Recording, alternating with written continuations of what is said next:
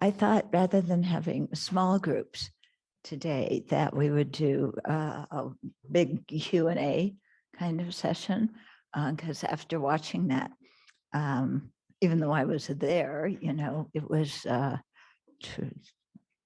28 years ago. Yeah. So, and many of the issues are still the same.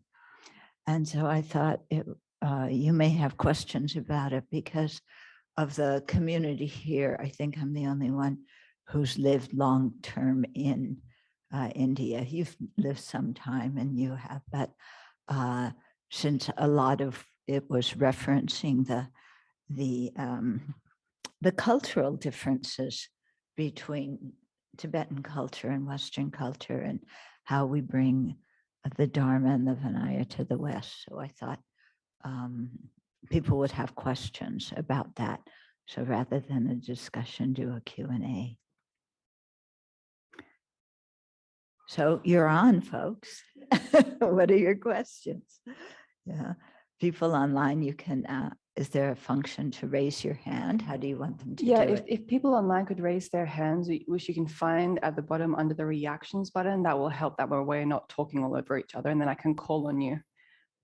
Could you please summarize like what has positively changed and what is still the same that didn't change and needs change?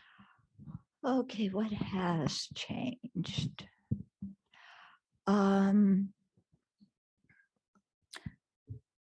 Some of the things about, I don't know how much, some things have changed in some places and not in other places. Okay. In terms of the Western Sangha being financially supported, unless you're, you know, like I said a few days ago, if you're working in a Dharma center, you have room and board and a small stipend. But that was the same back then. That part hasn't changed, unless maybe the stipends increased. I don't know. There's a few monastic communities set up now, which weren't set up at that time. But as far as I know, the monastics still have to pay to stay there. Although the Chenrezig nuns community, they receive housing and lunch at no cost. So they receive housing and lunch, and they don't have to pay for the study program. I know at Nalanda they have to pay. I don't know how much. I imagine the study program there is also free. Yeah. At Tsongkhapa Institute, pretty much the same thing. So even though there's some communities, it's more like people who are ordained living in a hotel that's for ordained people in that way. In other words, really forming a community is that hasn't happened so much. People are there for the study program, and then afterwards they go, they just leave, you know, and go do what they want. And they're financially responsible for themselves when they leave. Here at the Abbey, we have to request time off. And then it depends what's going on in terms of building projects, who else is away, whether we have courses, you know, with guests going on. So we function much more as a community, you know, doing things together. Yeah, would you agree from your experience? Yeah, okay. Now His Holiness asked people, there's a preparation course at Tushita for, I think, 10 days or 2 weeks now before people are ordained. 2 weeks? 3 weeks. Oh, good. Yeah, with COVID. Yeah, with COVID, probably not. Yeah. But still, as far as I understand, many people are coming to the training program with very little knowledge. I heard of one man who arrived at the training program anticipating taking precepts with His Holiness after the 3 weeks. And he was very surprised that he had to be celibate after ordaining because he was planning on going back and living with his family. So you still have that kind of thing going on where people, they're still not, as far as I'm concerned, really being properly screened and properly prepared. Although the 3-week training course is very good, and that's really helped a lot. And also His Holiness has asked people after they ordain to stay in a community for two years or 5. Yeah, but for a period of time. But I know many people who have ordained and haven't done that. So you say yes, yes, yes, yes, and then you do what you want, which doesn't really benefit you. Yeah. Yeah, because one person asked me for a recommendation. You have to turn in a recommendation to be ordained by His Holiness. And I knew her, and she had a house. She was going to sell the house and then, live at a Dharma center. And I signed the paper saying, this is what she intends to do. And she's still living in her house in the city. So that kind of thing is still happening. Here we have a training program for people. So that's been set up. In 1996, we had a program, Life as a Western Buddhist Nun in Bodh Gaya. And after that, I put together a booklet called Preparing for Ordination. And in it were our little articles from different people about the kinds of things you should think about before you ordain. And within it, there's somewhere where you write a biography and kind of explain your life and why you want to ordain. And then there's one set of questions asking, again, very specific questions. And these are like the questions that we went through or are going through in our discussion groups, in the morning, where people really have to look at your own experience and, how am I going to feel if I don't have a family when I'm old? What about if I don't have a career? And, all these kinds of things. And do I really want to be celibate? So it asks questions like that. And so there's two different people submitted questions there. And so often we ask people to read the booklet. I think that's included in your EML handbook. Yeah, it should be in there. And so we ask people to write those out and then turn them in and we review them. And I think that's been very helpful in terms of people thinking about what they need to think about before they come. Yeah. Like I said, here is one place where the monastics are supported. Yeah, we ask here that until you become fully ordained, that you take care of your medical expenses and those kind of things. But otherwise, room and board, and we receive a lot of toiletries and things. So those are offered here. If you don't like the toiletries, then you can buy your own. But, at the Abbey, what we allow people to buy with their own money is limited. It's you can make offerings, you can pay for travel, although we really encourage if somebody's going to visit their family, that their family provide the ticket. But some people are uncomfortable asking their family, so they can pay for the travel. And, if they want to attend teachings elsewhere. But other than that, you can't you can't purchase, you know, things to decorate your own room. You can buy Dharma books, yeah, but you can only have one shelf of Dharma books in your own room, not a whole library that's for yourself. You know, we can't have stoves and kettles in our own room. In the, you know, it has to be a public thing. One or two exceptions to that because of the configuration of the rooms.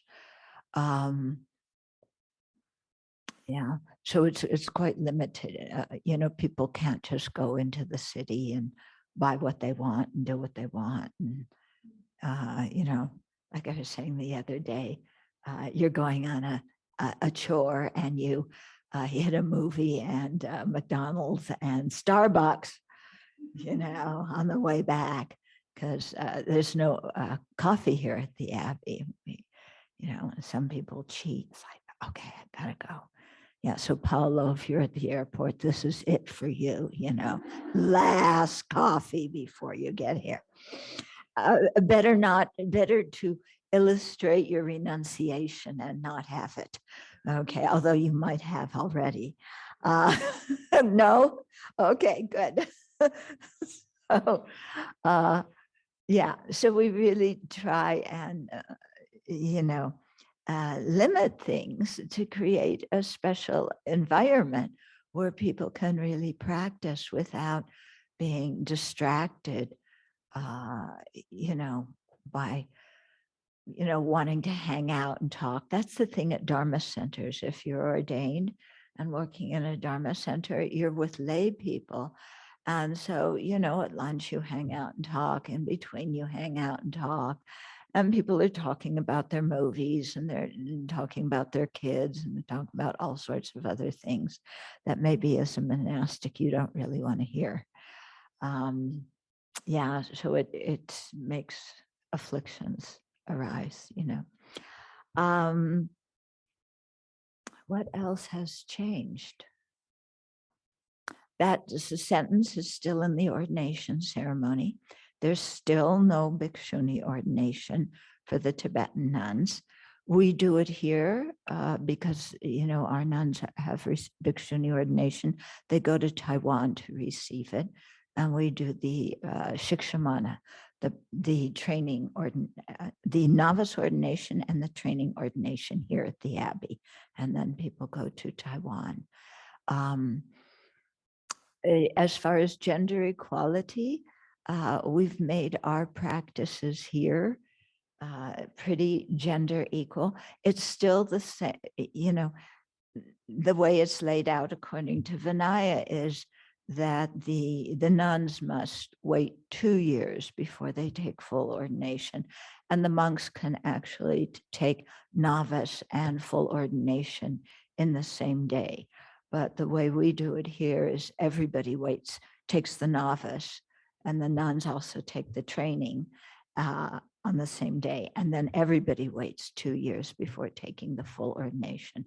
And I think that's actually much better because, you know, then people have 2 years under their belt where they've really been a monastic and seen what it's like instead of just rushing in and with the enthusiasm, I'm going to take Bhikshu ordination right away. Okay. We've also instituted the Anagarika for 1 year. That was a suggestion there. What else? People who, yeah. Oh, yeah. So here, each country has their own thing about, you know, welfare and stuff like that. Here, what we do, I've heard that some of the British monastics go on the dole. I don't know much about that, but it used to be that some of them did that. Here, I mean, the US, it's like, you know, the government doesn't want to give you any money, even if you're starving, hardly. So that's an exaggeration, but we are not a country that is generous in supporting their citizens. So what we do, so that, you know, if people ordain when they're young, everybody, in order to receive Social Security, when you hit 65, you have to have a certain number of points, Social Security points. And so if people ordain young, they're not working because you gain the points by paying into the system while you're working. So if you ordain young, you don't have enough points. So we have, they have some special program that hardly anybody at the IRS knows about, and we're having some conversation with the IRS to get it straightened out, where you can pay into the system. It's a program for monasteries where you can pay into the system each month so that monastic, then when they're at 65, they will have Medicare. Will they get any Social Security payment? And a little bit, okay? So we've instituted that so that people can have, some support. Oh, yeah, right. And also Washington State is very good about healthcare and Medicaid. And so the people who come here qualify for Medicaid and can get very good health insurance, actually. So we make sure everybody gets on that. Before, when I ordained, we lived in India, and if you got sick, it's up to you to somehow do something. Yeah. And like I said in the presentation, when we lived in France as a community, many nuns had to go out and work like during the summer or something in order to afford to stay there. And we charged, as little as possible, but still something. What else has changed that I'm not thinking of? Okay, with the Theravada tradition, what the Ajahn Chah's tradition, which is the tradition that Ajahn Amaro was from, he was the monk who spoke in it, they still have their same gender problems.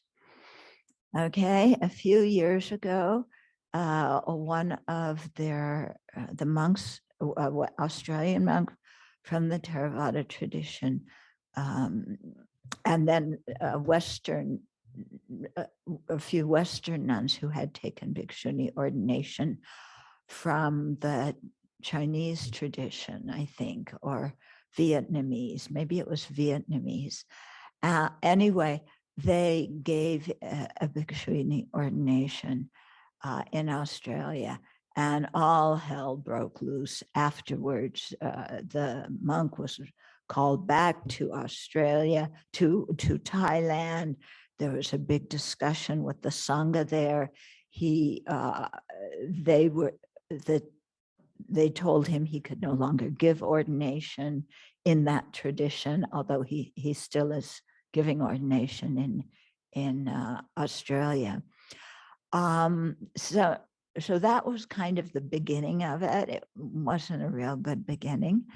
But then in 1998, Venerable Shinyan from the Fukwanshan temple had a Bhikshuni ordination in Bodhgaya. And Venerable Lekshe Somo and I were invited to come and be part of the ordaining sangha who gave the ordination then. And so there were, I think, about 20 Sri Lankan nuns who ordained at that. And there were a few Western nuns from the center in Scotland who also ordained. And then the rest were Chinese nuns. There was one Tibetan nun, but she came, I don't know about her motivation. Pardon?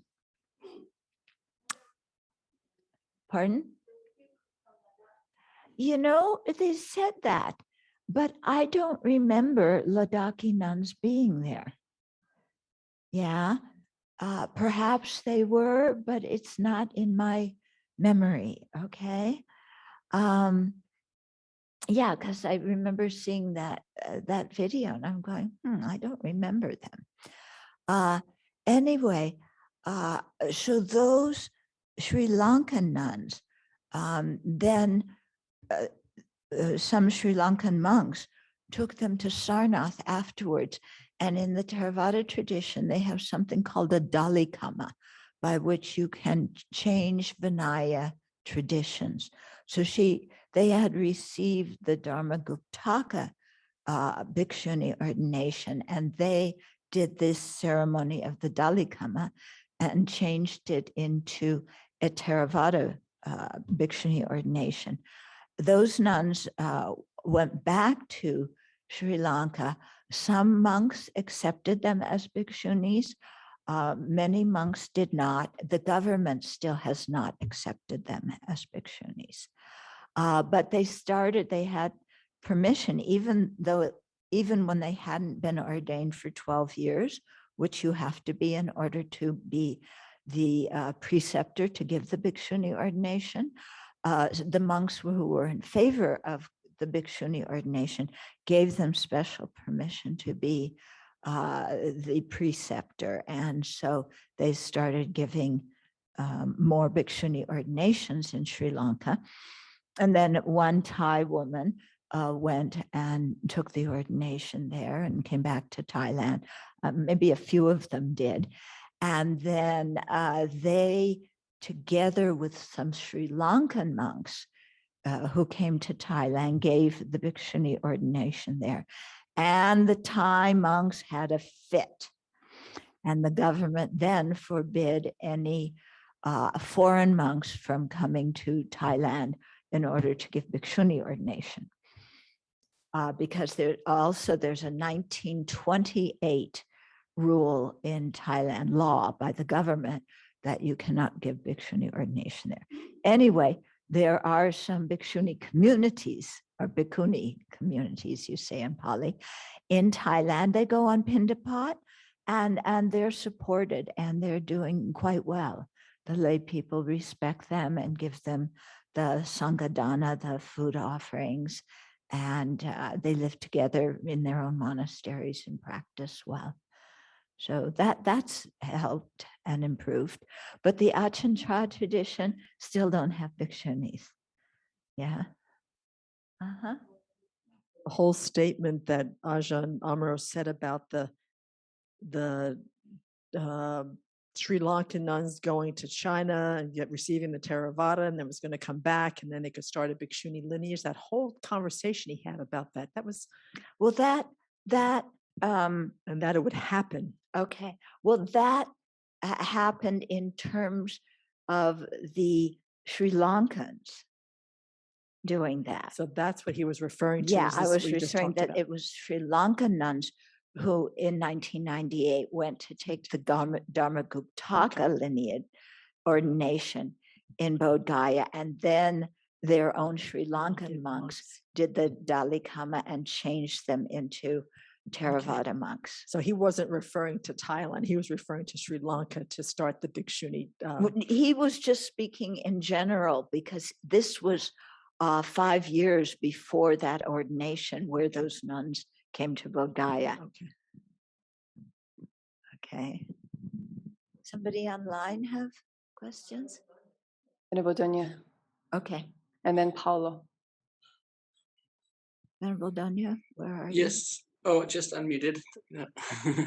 I just was wondering, and it's a broad question maybe, but when thinking about historically how the Sangha, the Dharma, together with the Sangha spread to the various countries where Buddhism exists, the process went differently. It's just thinking of Tibet. It was started with a few texts translated, temples were built, but there weren't any monastic ordinations or monasteries or nunneries for about 100 years, from King Songtsen Gampo to King Chisung Ditsen. So just seeing in general, a gradual evolution. What do you think would be a way to, or is how much does the looking at Buddhist history and the evolution of Dharma and different cultures influence your perspective of just, both how you think of what's happening in the West, as well as informing how you make decisions about, how to evolve the sangha? Very good question. So culture, history, economic happenings in the country, the presence or absence of other religions there, the climate, there's so many things that influence how the sangha takes root in a different country. So, for example, in Thailand, they go on Pindapat. When Buddhism went to Tibet, it's too cold to go to Pindapat. Okay. So, then they had lay people bringing offerings. Then they had monks going out and buying their own food and preparing their own food, which in Theravada countries, monks would never do. So looking at the history, you see things happen gradually. Now we have communication methods and travel methods that make it possible.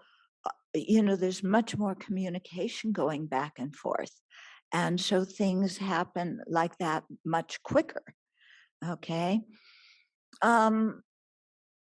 Some of the things here, I'm going to speak generally about Buddhism coming to the West, not specifically about the ordination. But sometimes I'm quite concerned about Buddhism coming to the West, how quickly it's coming, and people who don't have a close connection with our Asian teachers, but think we've studied something and now we're going to bring it here and have American Buddhism. And so this whole talk of American Buddhism or French Buddhism or Spanish Buddhism or Colombian Buddhism or Mexican Buddhism or whatever it is. First of all, in each country, you have all the different Asian traditions coming there. And, so Buddhism all comes back to the Four Truths, but things are taught in a different way. The meditation practices differ. The how the culture influenced Buddhism in the particular Asian countries, it's influencing Buddhism here. You go to a Japanese temple and it's very clean, clear, kind of not a lot of stuff. You go to a Tibetan temple and it's like, whoa, color, things, everything galore. So there's not going to be one American Buddhism because people are trained in different ways and because people have different needs and different mindsets. Okay, so the diversity is something good. But within that diversity, we have to make sure that we don't throw the Buddha out with the bathwater. Okay, that we really bring the authentic teachings to the West and that we don't change them in order to please the audience. Okay, for example, in the West, many people, they don't think much about rebirth or they don't believe in rebirth. So there's this whole movement towards secular Buddhism where you don't believe in rebirth, where you don't believe in karma. You're kind of agnostic regarding those things. Yeah. And then a lot of the ceremonies and monastic life and all that is deleted because that's seen as Asian culture and old-fashioned, and people want secular Buddhism. In my mind, if you want that, don't call it Buddhism. Call it whatever you want to call it, but it's not really a form of Buddhism. Those people will say, well, the Buddha didn't teach rebirth, but he did. It's very clear in the sutras that he taught rebirth. They'll say he didn't teach karma. Again, it's very clear in the sutras that he taught karma. So I think we have to make sure that we adhere to the basic Buddhist principles and don't just cast them aside and say they're old-fashioned or irrelevant, or the Buddha didn't really teach that, simply because we feel uncomfortable with those kind of ideas. Okay? There's many other religions. Here in America, you start your own religion, you'll have followers. That's okay. But don't call it Buddhism. That's my feeling about it. And so the whole thing about how do we bring Buddhists to the West, now talking about monastics too, as well as Dharma centers, what language do we do chanting in? Okay, so you have many Tibetan centers where the practices, all the chanting is done in Tibetan. And you might have a text that has the Tibetan letters, and then below it the phonetics so people can chant along, and then an English translation too. But the lamas like doing it in Tibetan, okay? But then you're doing a puja, and maybe if you have 2 or 3 Tibetans or Injis who speak Tibetan there who understand what they're saying, and everybody else who's kind of on a sing-along in, reading the phonetics, and they don't really know what they're saying, because it's hard to read the English and chant the phonetics at the same time. Okay, so here at the Abbey, we've changed most of our practice language into English, and we have developed melodies for some of them. Okay, we're still in the process of developing melodies, and we have some coming up, don't we? We do, good. Okay.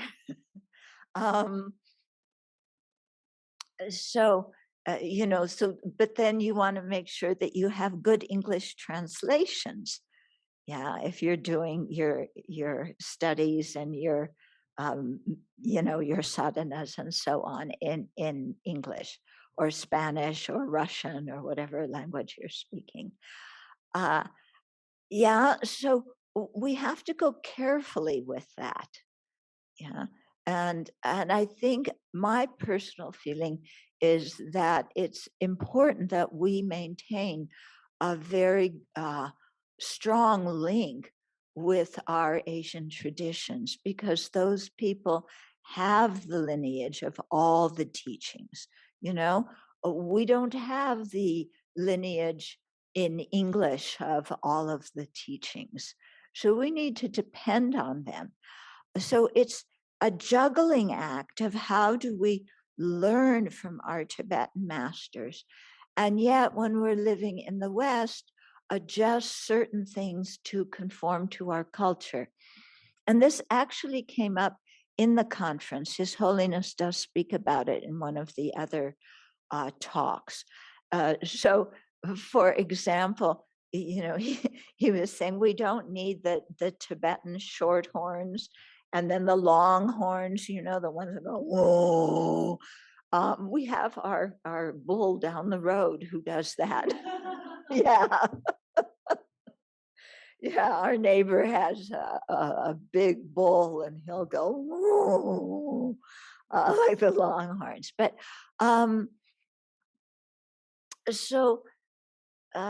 he said you don't need to do that. You can use a piano, you can use a guitar, something like that, or a flute, or who knows what. Okay, but if you're doing Tantra, you need a dorjian bell and the small damaru. Okay, so those are required. How you make the offerings. Each Buddhist tradition is different. how you bow. Each Buddhist tradition is different. You know, the Tibetans say, oh, you know, when you bow, you have to have your thumbs tucked in. If you don't have your hands flat together, if your hands are like this, you're going to be born as a bird. If you bow and your hands are like this, you're going to be born as a cow. You know, and then you see other Buddhist traditions, you know, they bow differently. Okay. Personally speaking, I think it's your mind that bows. And I don't think, you know, if you have your hands like this or like that or whatever. Okay, I think it's important. I'm certainly not going to tell somebody in another Buddhist tradition who practices very purely that they're bowing wrong. You know, I don't think that that's conducive for harmony. And I think it's your mind that bows. You know, now if your bow is sloppy and you're just kind of not paying attention at all, and you know, you're talking to somebody while you're making prostrations to the Buddha, you know, that no, you know, because then your mind isn't focused on what you're doing. Okay. In terms of gender equality, yeah, this has changed somewhat. It depends on the place where you're at, but very often, you know, the monks and the nuns sit side by side now instead of the nuns sitting behind. Okay, so that's in many places has been changed. Not in India, only in the West. In India, the nuns are too shy to even go in a big public teaching. They stay outside. They don't even go in. Because one time we had some extra space inside, and we invited the Tibetan nuns to come inside the temple where the monks are sitting, and then they have a special corner for foreigners. And the Tibetan nuns said, no, we can't go in there. The monks are sitting there. We said, but there's empty places. Somebody needs to sit there, come in. No. Okay, so that part hasn't changed for, you know, the Tibetan nuns now, they can become geshimas. And in some programs in the Nyingma and Kagyu tradition, they're instituting programs for the nuns to become kenpos or kenmos. So that's something that's a big step forward. No Bhikshuni ordination yet, but to be able to have a more complete Buddhist education, that is really improving for all the nuns, the Asian, the Tibetan nuns across the board. I think that's really improving. Yeah, with Bhikshuni ordination, His Holiness would really like it, but he's been saying for years that he alone can't decide that. It has to be a decision by the sangha. He recommends the monks from all of the different Buddhist traditions coming together and deciding that together. I can't see that happening. Okay, so what we've done here is, you know, our practice lineage is Tibetan, our Vinaya lineage is Dharmaguptaka from the Chinese tradition, because they have the Bhikshuni lineage. And so we receive the vows there. And that hasn't presented any problem. You know, if we were to try and give the ordination to Tibetan nuns, the Tibetan monks would not like that at all. Okay, but for us to do it as Westerners, doing it in the West, it doesn't make any waves. More gender equality. Okay, here at the Abbey, in terms of the monks and nuns, everybody's equal except the monks get to carry the heavy things. Not anymore.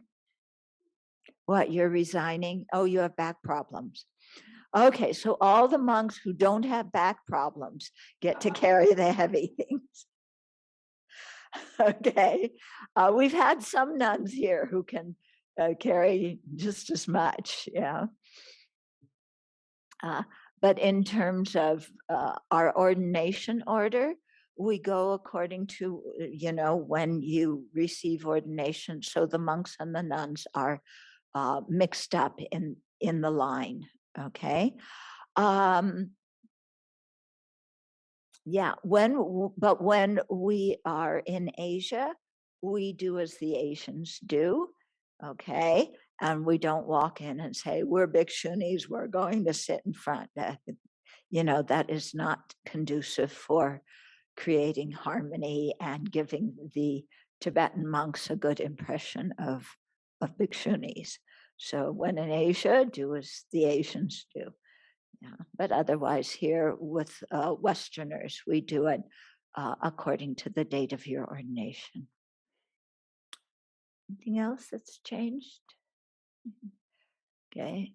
What have you noticed, Venerable Donya? You've been in both situations.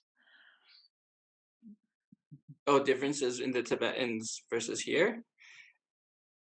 Hmm? The differences you're saying? Yeah, the differences and what your reflections are about things going through a historical change like they've done. How would you answer your own question that you asked me?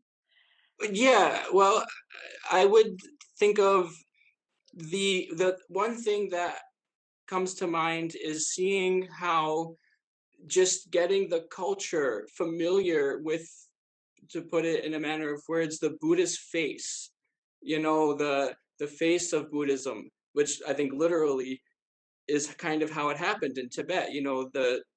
The queens of King Songtsen Gampo built these 8 temples around Tibet and Lhasa, and that was the first real impression anyone had of the Dharma, because as far as the historical the history texts I've seen, no one was studying at that time. So it's like, give, the way that the people of the culture were able to be acclimated and become familiar with the Dharma was through something that kind of, gradually, gently introduced them to it. And so I feel like in our culture, in the Western cultures, there's a lot of little pieces that are connecting to, ways that people can start to, feel comfortable with Buddhism, with Buddha Dharma.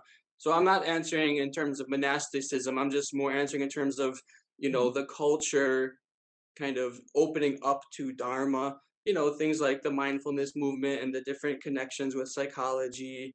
And that's kind of how I think of it. I mean, in terms of just a gradual, movement of Dharma into the West. In terms of the monastic question, I guess it just gives me encouragement to see, like you're saying, how it goes quickly now with communication and travel, and your generation, and I bow my hands and prostrate at 3,000 times that was able to really be the groundbreakers and make it so that we have people that we can look to as examples and encouragement.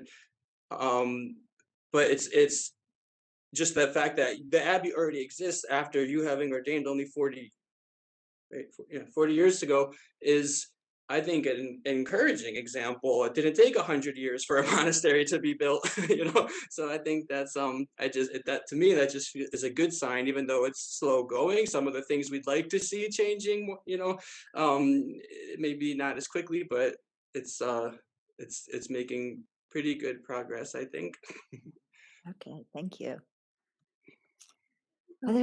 Yes. Paulo, you had your hand raised before? Yes, thank you. I found the videos to be really moving, and I also noticed the laughter that was, it was like such a moving, serious topic, but there was also laughter, and I found that to be really beautiful as well. I had a question about Western monastics who become fluent in the mother tongue of the lineage, for example, Tibetan, and if they found your students or monastic friends, have they found success in terms of being welcomed into the Tibetan monasteries and finding the resources to study? Is that a path that is an option? Yeah, so I wanted to ask that. So yeah, so this is one thing that has changed. There is a Kamsen now at Sarah J Monastery in South India that is for Western monks. So His Holiness's idea of having that Kamsen has come into a reality. And everybody wants to study in a different way. There are some people who want to learn the philosophical traditions and do the debating studies. And so for those people, some of them learn Tibetan. They go to the IMI house at Sarah J, and they live there and they do the studies. Not so many of them have finished the studies. They often are there for some years, and then I think it becomes difficult to live in India for a long time, or difficult to live in that environment, because part of the thing is the Tibetans start that education system when they're 7 or 8 years old. Westerners start it when they're 27 or 28 or even older. And so by the time you're an adult, we all go through different stages of development as human beings. When you're an adult, you have ideas, you want to start things, you want to do things, you want to offer something to society. And so starting a 20-year education program when you're 28 or 32 or whatever is a big undertaking. Okay, so many of the monks don't complete the program, but they will do the what's called the important subjects at the end, especially the Prajnaparamita and Pramnavartika, the reasoning and logic studies, and the Madhyamaka. And the Vinaya they won't do, and the Abhidharma they won't do. Yeah, so the Western monks, again, still the same problem with learning the Vinaya. At Nalanda Monastery in France, they're doing a lot of those studies in English. I think in a more abbreviated way. Venerable Sundra, you're going to know more about this than I do. How they teach at Nalanda. So they go through the subjects, but in an abbreviated way and in English. So that's quite good for the people who want to do the classical text. But then there's, everybody has their own way of doing things. Here at the Abbey, we try and give people a very strong foundation in the general presentations of Buddhism, because I think you need to establish in your own heart a strong motivation and have a good understanding of the whole Buddhist perspective on life, so that you don't become too intellectual by doing the philosophical studies. But now, Venerable Sundra, please talk about Nalanda, how they do it. You mean the study programs, or? Yeah. I think this is more part of the FBMT. They have established mainly the basic program, the master's program. And this is just what we use to study. The basic program is going through some of the texts and some chapters, I forgot the English names. But if you do both programs, I think it takes around 12 years if you want to do it. And we have a bit differently than in Saraji in terms of you have everyday teachings, which is not the case in Saraji or in the Abbey, where you have more time to reflect on the actual teachings. Like you mentioned, it's very easy to become more philosophical. I think it's always a main challenge to keep things fresh in your mind and keep related to your own practice. I think most people are able to do it, but it's not always easy to actually do that. and also having teachings every single day. I think that's also quite difficult. You don't have much time to actually reflect on it. And like at the Abbey, you have 2 times a week or something, 3 times a week with Jeffrey Hopkins. Yeah. When you include that. Yeah, we're getting 3 now, 4. Yeah. Yeah. At least that's a bit more time to reflect on the teaching before it goes to the next subject. Even if you have here 3 times a week, every time it's on different subjects. So you have an entire week to think about it. When we have, let's say, we now have the 37 Aids to Enlightenment, this we had for 3 months, but every day, and it came every day something new, and there's not much time to digest it. So we take more breaks, like in summer and winter, and then there's time for personal retreats and for personal reflections on the topic. I think that's the main difference, and it's a bit shorter, like you say, like maximum 12 years normally. Thank you. And the 2 nuns, you're in different situations. Do you want to talk about the education programs where you're at? Venerable Chuki, you want to start? Yes, in my the Dharma Center where I am, I think we have a Tibetan Geshe who is our main teacher, and now a second Tibetan Geshe, and we have teachings on Lamrim for many years, and we have the program of the center is based on the monastery where they belong to, but condensed. We have books that our teacher wrote, especially for to have a base. It's very, that we use. And so we have 2 programs, one based on practice and one based on studying.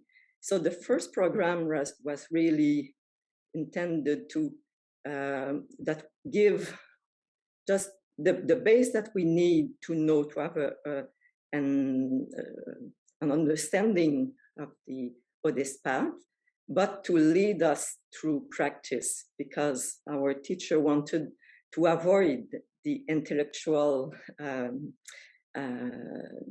that people just learn, read, and collect intellectual understanding. So after Lamrim, we get to practice of non-grows, and the aim is for the ones that want to go to Vajrayana after.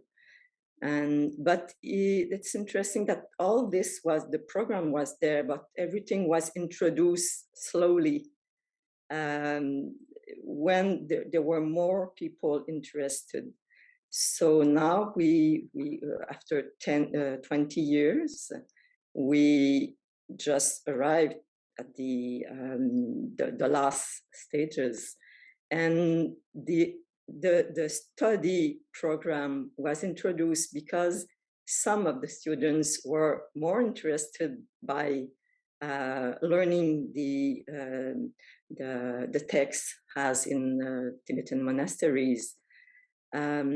But we just started a few years ago, and the program was based on 5 years full-time study, but nobody is in the situation to do it. So they started to our second Geshe started to give this program twice a year. So we are going very slowly, but we are going to study a bit. But that's only study. We can just sit and listen, and we can do our own work with this, but there is not the structure as in Nalanda with discussion groups and exams and questions and things like that. So for a lot I think maybe the main most people that just you come and you listen, and it takes yeah. I think things will continue to evolve. I think in Yeah. next time. And you're at a Dharma center, so the program is geared for lay people. Yes. Yeah. Okay. And Venerable Maytok, do you want to? Yes. Actually, in Germany, we have two big Tibetan centers, one in Frankfurt and one in Hamburg. I have studied a long time ago in Hamburg the 7 years program on Buddhist philosophy, which had been developed by Geshe Thubten Chodron. But of course, everything more or less for lay people. And I also have been involved a lot with the Tibetan Center in Frankfurt and did a lot of tantric studies with Thayap Rinpoche. He's now 80 years old. Actually, he just turned 81. And yeah, in Frankfurt, it's there is not such a strong focus on Buddhist philosophy. They are inviting a lot of teachers from abroad to teach on this and teach on that. So they are offering a very far-spread program for beginners, but also very deep and very good qualified tantric teachings and tantric retreats. And in the Tibetan Center now, they have changed a little bit the 7 years program to a more modular approach, where people start with a 3 years program, doing the basics, and then you can study the 4 tenets, and then you can study the Bodhicharyavatara, then you can study Lamrim, and you can study meditations. So in the end, if you do all the modules, you have something like a 10 years study. But these programs are run on the weekends, and they have, which I like a lot, there's a mixture. The actual teachings are given by Geshe. Now it is Geshe Pema Samten, and we have a new Geshe here, Geshe Sonam Namgyal. And then in addition to that, we have a study group, which is led by a Western person. These are usually former monks, now lay people. And in this study group, there's a lot of discussion going on. Yeah, that is how I have studied. Actually, I did all this before I became a nun as a lay person. And I don't have any real training possibilities there as a nun. I had been in Tushita. I did the 3 weeks class, which was very helpful. And I'm involved in a working group. There was a lady in Germany, she has left 500,000 euros after her death, and she wants to spend it on projects for German nuns. And now some group was founded, and we try to see if we can develop educational programs. But as you have mentioned, it's extremely difficult because, I mean, we have some nuns, but some nuns are Zen nuns, and then there are Theravada nuns, and then there are Tibetan nuns of different Tibetan traditions. So it is really, really very difficult to come up with a common education program. My goal, or one of the reasons why I ordained at a very late age, is that I would try and help as much as possible to be able to set up something. So in my next life, I want to become a nun at the age of 18 or 19. I'm not sure if it will be possible in Germany. Maybe I have to go to France, to Nalanda or whatever. You could come here. Thank you. Okay, so Paolo, that was a long answer to your question. Does it answer your question okay? or kind of your question, Venerable Donya's question? No, it was really helpful. Thank you. Okay, good. Okay, then who else had? Okay, There's yeah. Juan. Whoever's next. I was wondering if anything has changed about why monastics disrobe and about the problem of desire. Like, it seems to me that there's a serious need in Buddhist communities to talk about the issue of desire and emphasizing the importance of celibacy and that it can be a happy life and that you don't have to like act out as we have seen. So it seems to me that there's that need, but I don't know if has anything been learned since that time. Is there any way like we can support the monastic community in these issues? I don't know how the topic has been discussed, if it has been discussed at all, or if it has just been ignored, or if it says just wait until you study Tantra to study about desire. I don't know. So I'm wondering how that has been addressed, if it has been addressed at all. Okay, good question. Yeah. My observation regarding the disrobing of monastics, most often it's because of desire, sexual desire, and they want not just sexual relationship, but an emotional relationship, that kind of supportive. Well, that's when you renounce what you're renouncing, so you decided actually you don't want to renounce it, you want it. And that's my observation, that for most of the people, not all of them, some people, oh dear, one person I know who disrobed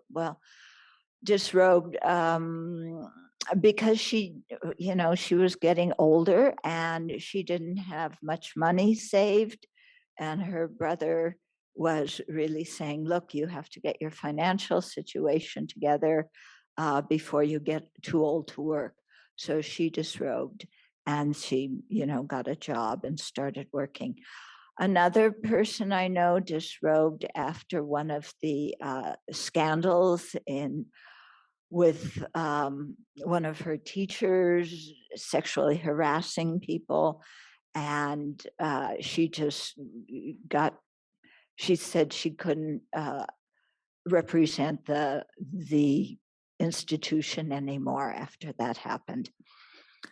I have a very different take of how to approach that. I would not disrobe because somebody else, committed a root precept. I wouldn't do that, but some people do.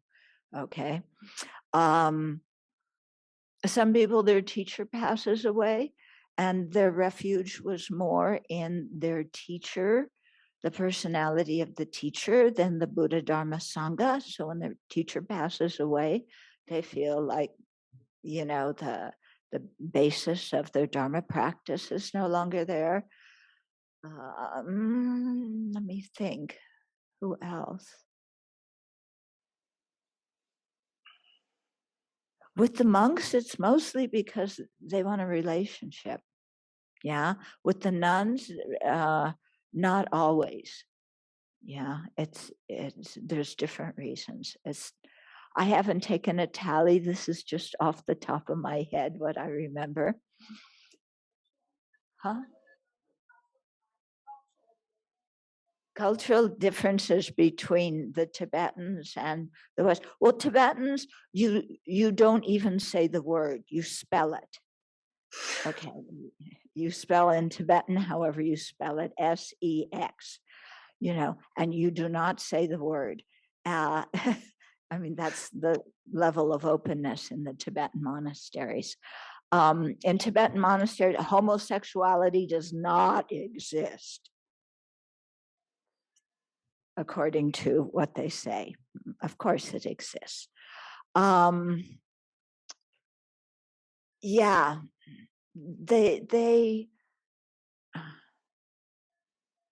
even our Western cultures don't talk about sex very often and very openly.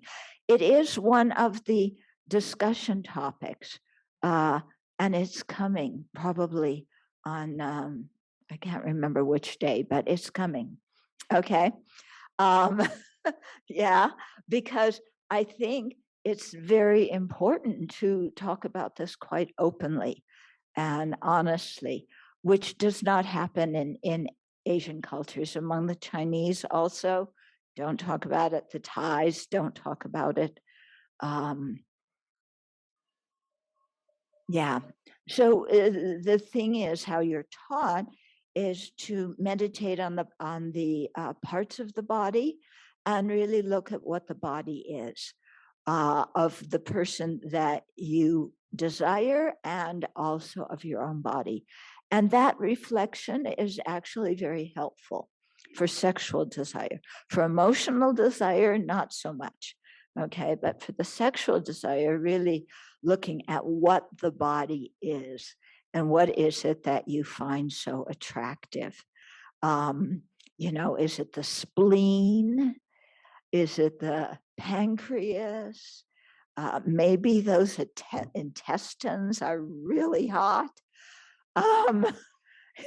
You know, so you really look at what the body is and ask yourself, what is it that I'm craving to touch and handle and like this? Okay. And so that's taught in all the traditions, but whether people do it, it's left up to them. Okay. I think it's quite an effective meditation if you do it regularly.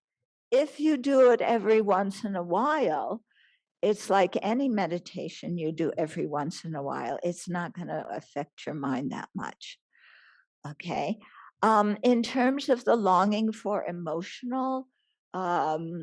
emotional connection and relief from loneliness and having one special person who always loves you until they don't, you know, that you would handle not through looking at the body relationship, but that first verse we covered, you know, why are we taking refuge if we're subject to birth, aging, sickness, death, sorrow, and defilements? Why are we taking refuge in somebody else who is also subject to birth, aging, sickness, death, sorrow, and defilements? That person, you know, they're as confused as we are. They're overwhelmed by afflictions from time to time, quite regularly. They're you know, they're subject to experiencing the result of their karma. You know, and also it's, I think, very effective to ask, you know, what has been our role model for relationships? The primary one is usually our parents. Do you want to have a relationship, a marriage like your parents' marriage? Yeah, I haven't heard many people say yes to that question. Yeah, you don't want? No.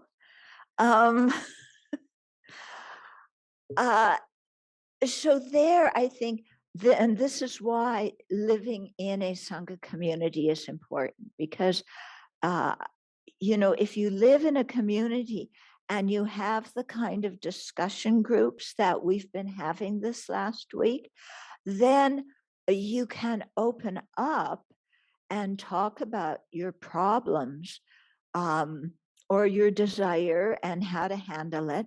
And you see that everybody has that difficulty and everybody shares their ideas. And just that fact of opening up and sharing about it, you're finding a very deep Dharma friendship. And the more you can establish Dharma friendships like that, then the whole problem of loneliness, of not feeling that people understand you, of being unloved, that really subsides into the background, because here are all these people who understand what your life's about. They understand what your problems, they support you in what you're doing. They don't go around saying, you're wonderful, give me a hug, you know, but you don't need that to have an emotional kind of bond with somebody. Okay. Does that answer your question? Okay. It does. I'm still waiting for the discussion. I really liked the presentation I was checking out in the booklet about an experiment in love. That was really moving. Like, I don't know which one of the nuns said it. There was one of the nuns' presentations had a monastery as an experiment in love. So I forgot the name. Oh. You talked about nuns experimenting in love. Not monastery. In a monastery, what?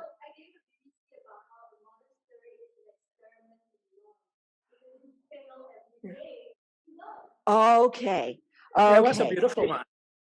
Yeah. So the monastery is an experiment in love because every day you fail in your love for your other monastics and for all the other sentient beings beyond that. Okay. But you keep trying, and that's the important part. Right, exactly. You keep trying and you don't give up. Because if you don't keep cultivating love, what happens to your mind? It goes in the opposite direction. Exactly. And you get angry, you get angrier, you get more judgmental, and so on. So you keep cultivating. Yeah. And you have to put some energy into it in a monastery because you live with the people. It's not like lay life, where lay life, you don't like one of your colleagues, you leave them at work, you go home. Okay. In a monastery, you do everything with the same people, and you have to work on your mind to transform it. Yeah, and increase your ability to have love and compassion and understanding, and to learn how to communicate well. In a work life, a colleague, oh, that jerk, I can't talk to him. He always inflates everything. In a monastery, you can't sign somebody off like that because you're with them all the time. Okay, so you have to learn how to communicate in one way or another. And so this is why we call it a rock tumbler, where our rough edges are knocked off. Yeah.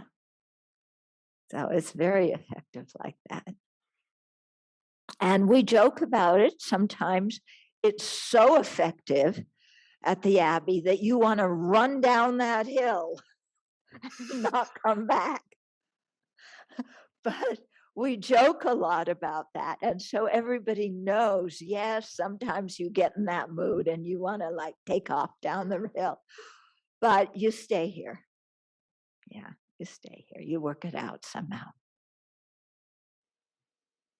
That's the Western context, right? Like, I believe that the issues about gender and about these relationships is something that in the West has been better developed than in the original cultures. Like, if we have a culture that you can only just mention the word sex, I think that's a problem. So, I mean, it is an experiment that there are things in Western monasticism and in Western Buddhism that can contribute to global Buddhism. That's how I see it. I don't know if you see there's something good about what Sravasti Abbey is doing.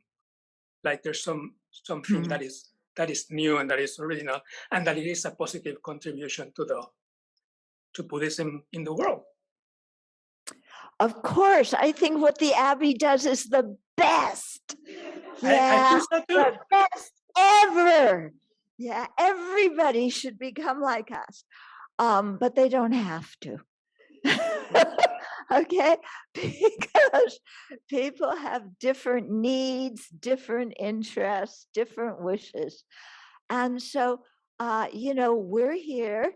And, some people, we've had some Tibetan nuns come and stay with us for a few weeks. So I think that was helpful to them. We haven't had any of the monks, Tibetan monks. They come to visit. A few of them have taught here, but, not. But Geshe Dadul, he came, one of the monks who comes to teach here. It was Posada Day once. And we do posada, we have enough bhikshunis to do the posada. We don't yet have enough bhikshus for the bhikshus to do posada. So they join in with the bhikshunis for the beginning part of the posada. So Geshe-la said, can I join too? And we said, of course. And so he came in for the beginning part of our posada, where confession and restoration of precepts ceremony, and then he left with Venerable Losang. And afterwards, he said, this was wonderful. He just liked it so much. So, yeah. So I feel, we're doing what we're doing. People hear about it. If people want to learn what we're doing, they'll come and ask. And we're happy to share whatever we do and however we do things with other people. In terms of the Tibetans, I go very slowly that way because they feel this is their Buddhism and they have their ways of doing things, and it's been done that way for thousands of years, so no need to change. So that's fine, but to have a good relationship is important. Was there any problem when you decided to have both monks and nuns in the monastery? Well, let's see, when I decided that, some of the Chinese nuns advised me not to do that. But my response was that as a nun in the Tibetan tradition, I've been excluded quite a bit from different things. And I don't want to create any more exclusion karma by not allowing monks here. So, and also because there's so few sangha members in the West, duplicating everything, at least at this stage, doesn't make much sense. Yeah. So, so far it's been okay.